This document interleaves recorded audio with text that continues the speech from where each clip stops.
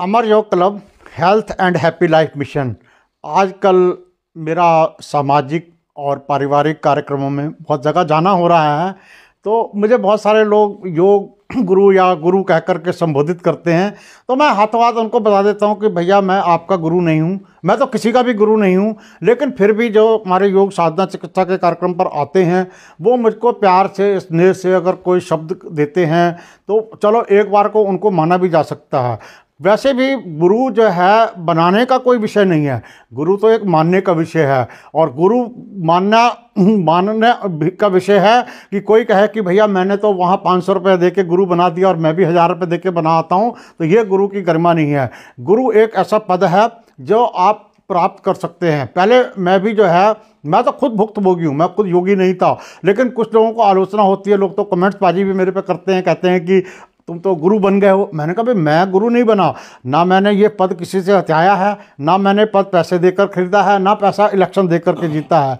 जब भावों की भट्टी आदमी इतना तप जाता है और उसकी आत्म सम्मान की गरिमा इतनी बढ़ जाती है तो आदमी के मन से सहज ही श्रद्धा से मन झुक जाता है और वो अपने आप को गुरु कहना शुरू कर देता है। एक चोर भी गुरु बन सकता है, तो एक चोर भी गुरु बन सकता है। एक बार राजा के घर एक बहुत बड़ा चोर वो गया, तो उसने जो है चोरी करी, तो किसी की आँख खुल गई तो वो चोर वहाँ से भागा। पुलिस उसके पीछे पीछे थी, चोर आगे आगे था। चोर मंदिर में बैठ गया जाकर के, वहाँ सवेरे सवेरे का प्रातःकालीन का समय था। तो एक सन्यासी के कपड़े वहाँ टंगे थे, उसने उसको पहना और वो भी वहाँ ध्यान में बैठ गया। लेकिन उसके जब सिपाही आए पीछे से भागते हुए तो वो उसके चरणों में लोटपोट हो गए। उन्होंने उससे पूछा कि यहाँ कोई चोर तो नहीं आया। वो तो चुप रहा, वो तो ओम भगवते वासुदेवाय का नाम जब सिमरन वहाँ चल रही थी रिकॉर्डिंग, और वो खुद भी करने लगा। इतने में वहाँ के मंदिर के महंत आए तो उन्होंने बताया कि यहाँ कोई चोर नहीं आया, तो वो वापस चले गए। तो उसने सोचा कि बताओ, जो लोग कल मेरी हत्या करने के लिए मेरे पीछे दौड़ रहे थे और वो आज जो है मेरे चरणों में लौट रहे हैं, तो जब झूठी साधुता में इतना बल हो सकता है तो सच्ची साधुता में कितना दिव्य ज्ञान होगा। और कथा बताती है कि वो एक बड़ा संत हो गया और बहुत बड़ा संत हो गया। और वो अपने जब उसने आत्मकथा लिखवाई और बताया कि जब जब मैं कथा करने जाता था या कहीं जाता था तो मैं उन लोगों को बताता था कि मैं भी कभी एक बहुत बड़ा चोर था, लेकिन मेरा रूपांतरण हो गया। और रूपांतरण भी होने के लिए कोई बहुत लंबे समय की जरूरत नहीं होती।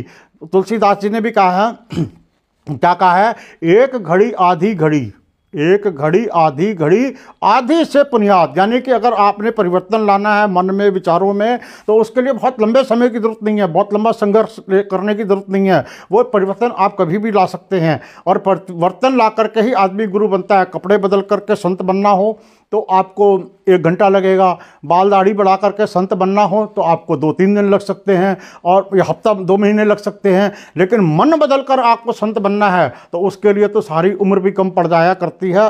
और संत जरूरी नहीं कि उस कपड़े ऐसे पहने, संत दाढ़ी ऐसी रख के, बाल ऐसे रख के वो तभी संत बन जाएगा।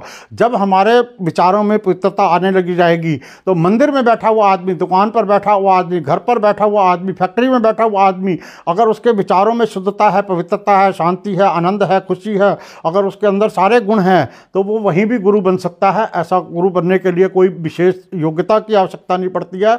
गुरु बनने के लिए सिर्फ आपको जो है परिवर्तन विचारों में लाना पड़ता है। तो वो गुरु बता रहे थे कि आपको कि जब वो रूपांतरण हुआ, रूपांतरण होने के लिए बहुत लंबा समय नहीं चाहिए था। तो वो बता रहे थे संत आपको कि जब वो बड़ा संत हुआ तो उसने इस घटना के बारे में जब कोई बताया तो वो कह रहा था कि मैं साधु बनने नहीं आया था, परिस्थितियों ने सत्य का उदय कर दिया, परिस्थितियों ने सत्य का उदय कर दिया। वह सुबह का सुना मंदिर, मंदिर की दीवारों से गूंजता ओम वासुदेव का मंत्र, मूर्ति के पास से उठती हुई धूप दीप अगरबत्ती, सुगंधित वातावरण, सिपाहियों का आना, मेरे चरणों में झुक जाना, मेरी सारी ऊर्जा का सत्य में बह गई। एक क्षण को मुझे सत्य का अनुभव हुआ कि साधुता का सुख, साधुता की सुगंध और साधुता का फूल क्या होता है। अगर आप भी अगर सच्चे मन से और सच्चे पवित्र विचारों से जीवन को सुख शांति और आनंद से बिताना चाहते हैं तो आपको भी विचारों में पवित्रता, क्योंकि ये जीवन हमारा भाव जगत की देन है। और कैसे हम भाव जगत को ध्यान योग मेडिटेशन के माध्यम से बदलकर अपने जीवन को सुख शांति और आनंद से बिता सकते हैं।